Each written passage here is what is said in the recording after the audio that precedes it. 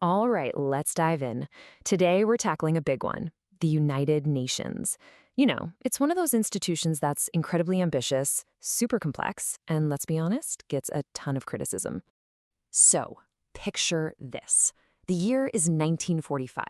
The deadliest war in all of human history has just ended.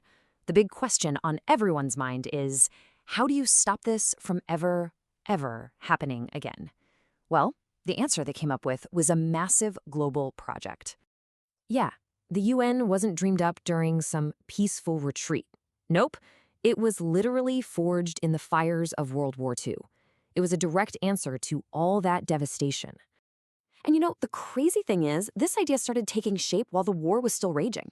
It kicked off in 1941 with something called the Atlantic Charter, basically a set of goals for what a post-war world should look like. Then, the Great Powers, as they were called, got together and hashed out a blueprint. And finally, in 1945, 51 countries all met up in San Francisco to sign the UN Charter. And boom, just like that, the United Nations was officially born. Okay, but here's the thing. To really get the UN, you've got to understand that it was built with this major tension baked right into its DNA. It's almost like it's two completely different organizations crammed into one. And you can see that tension perfectly right here. On one hand, you've got the General Assembly. Think of it like a global town hall, a parliament, where every single one of the 193 member countries gets a say. Its power, it's really moral authority.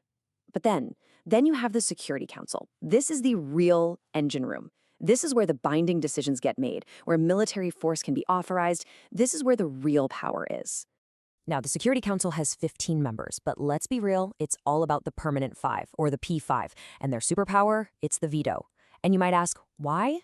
Well, it was a practical deal, really. The only way to get the world's biggest players to sign on was to promise them that their core interests could never be voted down. So what does that mean?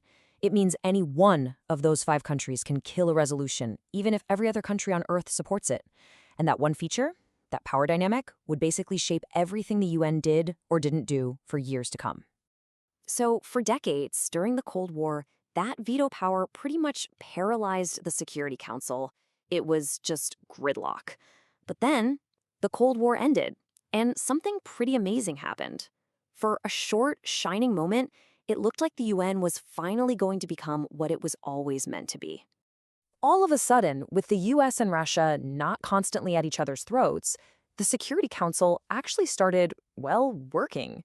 The big moment was in 1991, its response to Iraq's invasion of Kuwait. It was a huge success, and the UN's popularity went through the roof. People were buzzing about a new world order, with a strong, effective UN at the center of it all. And man, the growth was just explosive. In just a couple of years, the number of peacekeeping operations, it nearly doubled to 20. And the budget for all this? It's quadrupled to almost $4 billion a year. At its peak, the number of blue helmets, the UN peacekeepers, shot up to nearly 80,000 deployed across the globe. It really felt like the UN had finally arrived. But just as quickly as that golden age began, it all fell apart. The first big hit came in Mogadishu, Somalia. 18 American soldiers were killed. And even though that specific disastrous mission was actually a US-led operation, Washington's appetite for risky UN missions just vanished overnight. Right after that, you had Bosnia. The UN protection force on the ground was basically helpless to stop the horrific violence. And for Washington, this just confirmed their growing doubts. But the absolute lowest point, that was Rwanda. A genocide was starting. And the UN commander there was literally begging for just 5,000 more peacekeepers, saying he could stop it. But the US, still spooked by Somalia, blocked the request. And the result? It was beyond catastrophic. The world stood by, and around 800,000 people were slaughtered. The UN's supposed golden age was over. It ended in one of the darkest moments imaginable. So what on earth happened? How did it all go so wrong so fast? Well, the answers, sadly, are baked right into the UN's original design. Okay, so there are three huge fatal flaws. First, the UN was built to deal with wars between countries, like World War II. It had no idea how to handle brutal civil wars, like the ones in Bosnia or Rwanda. Second, the UN doesn't have its own army. It has to ask member states for troops. And as we saw so tragically in Rwanda, if a powerhouse like the US says no, the UN can't do a thing. It's powerless. And third, money talks. The biggest countries can use their financial contributions as leverage to push their own agendas, which might not be what's best for the world. All of this, of course, has led to decades of arguments about one single question. Can this organization, which was designed for the world of 1945, actually be fixed to deal with the problems we face today?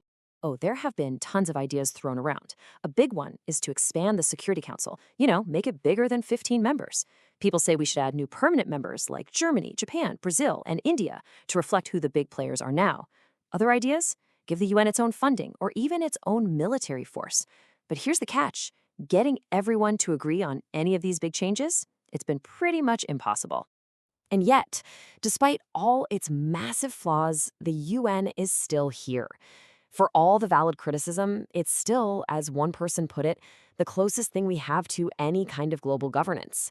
It's really the only place where the whole world can come together and at least try to sort out our biggest problems. Which brings us to the final and maybe the most important question. We all want the UN to be this powerful force for peace, right? But in reality, its ability to act is totally handcuffed by the national interests of its most powerful members. So can that huge gap, the gap between what we expect and what it can actually do, ever be closed? That's really the question for the UN in the 21st century.